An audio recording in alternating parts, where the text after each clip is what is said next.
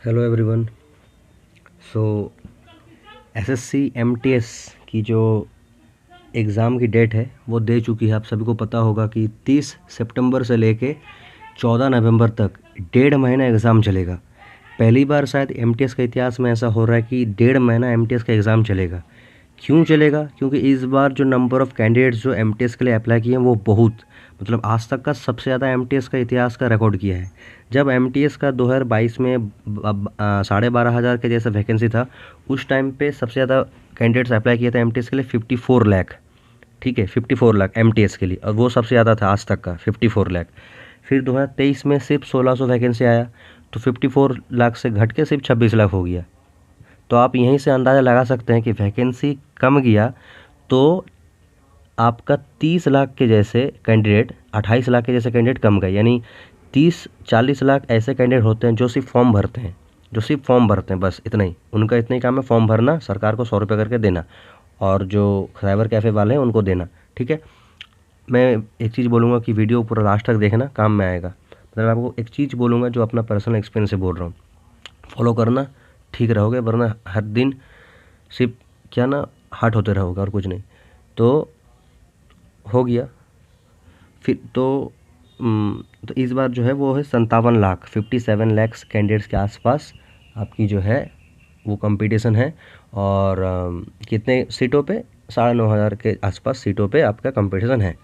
ठीक है, अब मान लेते हैं अभी जो है आपके पास लगभग 44 डेज़ या 43 डेज़ के आसपास है, क्योंकि आप ऐसे ही पकड़ के चलिए कि आपका जो एग्ज़ाम है वो पहले ही दिन को होगा, यानी 30 सितंबर को ही होगा या फिर 1 अक्टूबर को होगा, तो मान सकते हैं 45 दिन के आसपास है, 1.5 महीना।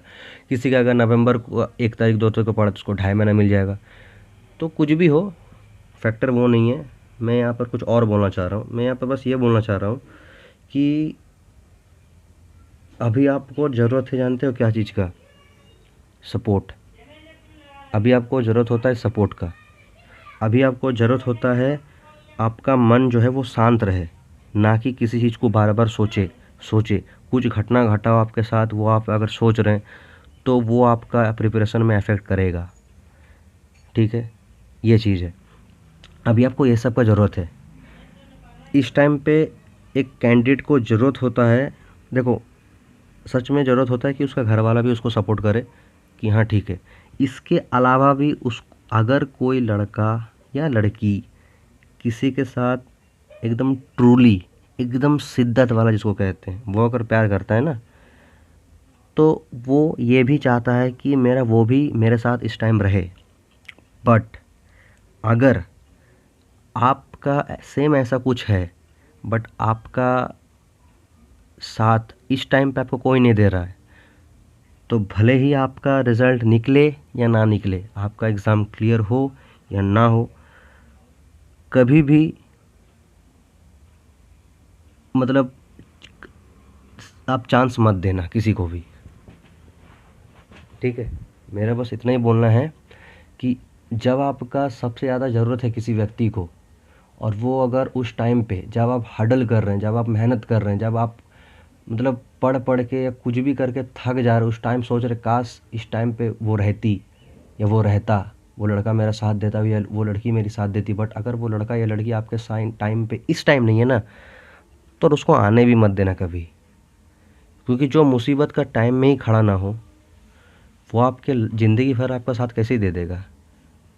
मेरा एकदम सीधा सीधा आप सभी से कहना है कि जो लड़का या लड़की आपके बुरे वक्त के आपके साथ खड़ा नहीं है, कि तू टेंशन ना ले मैं हूँ,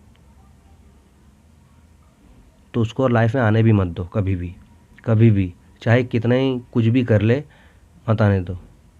क्योंकि आप सोचो ना कि कोई, देखो ज़रूरी नहीं है कि लड़की ख़राब निकले, ज़रूरी नहीं है कि लड़की धोखा दे तभी आप हर्ट होंगे। लड़की अगर अच्छी भी हो ना, ये लड़का अगर अच्छा भी हो, लेकिन लड़का या लड़की किसी एक में अगर साहस की कमी हो, हिम्मत की कमी हो, डिसीजन नहीं लेने आता हो, कम समझ हो, तो भी पछताएगा सामने वाला इंसान। तो भी पछताएगा, मतलब हर्ट होगा। पछताएगा का मतलब ये नहीं कि रिग्रेट हो रहा है कि क्यों उससे प्यार कर लिया, वो नहीं। पछताएगा का मतलब है कि रिग्रेट, मैंने सॉरी, मतलब हर्ट होगा वो। अब देखो वजह कुछ भी हो, सामने वाला छोड़ के जाएगा तुमको, तुम हट तो हो गई। और तुम प्ले बॉय टाइप का लड़का थे या फिर प्ले गर्ल टाइप की लड़की थी अगर, तो तुमको हट नहीं होगा। अगर तुम्हारा लड़का तुमको छोड़ भी जाए या फिर लड़की छोड़ के भी जाए, कोई दिक्कत नहीं होगा। पर जब आप एकदम मतलब एक अलग टाइप का प्यार कर चुके हैं, उस टाइम पे होता ये चीज़। और साथ में एग्ज़ाम भी है आपका, तो तरह तरह का ख्याल, तरह तरह की बातें, तरह तरह की यादें, ये सब आती रहती है।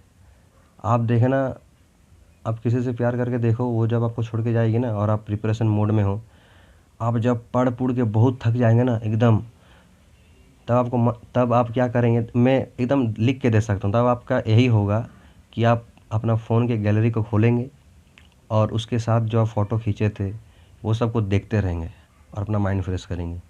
ऐसा होता है, मैं लिख के दे सकता हूँ, कोई कुछ भी बोले।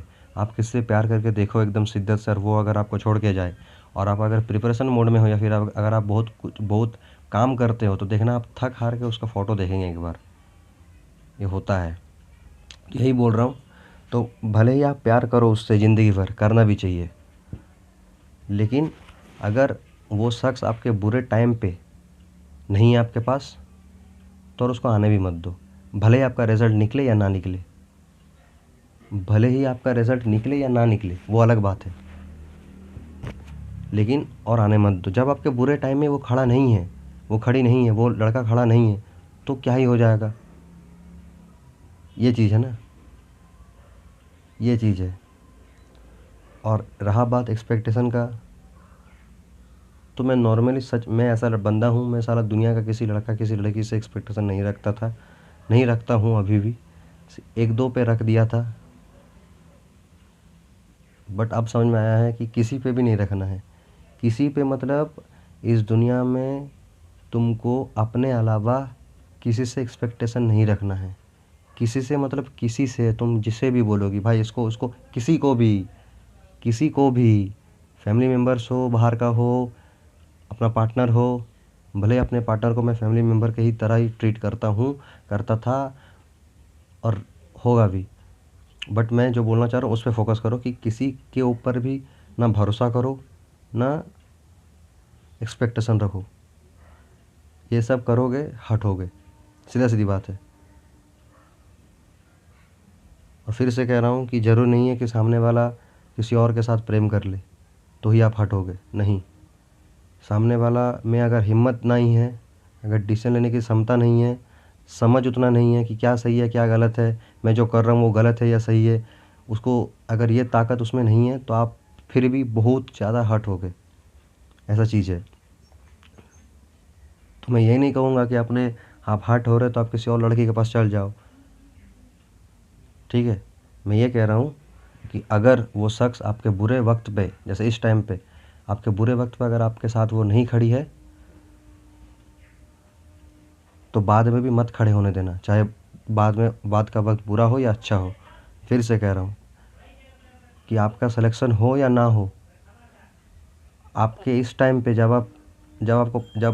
आपका सबसे ज़्यादा उसको ज़रूरत है, जब वो उस टाइम पे आपके साथ नहीं है, तो फिर एग्ज़ाम के बाद भले आपका सिलेक्शन हो या ना हो, उस टाइम भी आप उसको मत एक्सेप्ट करना, वरना फिर से कभी इन फ्यूचर यही होगा।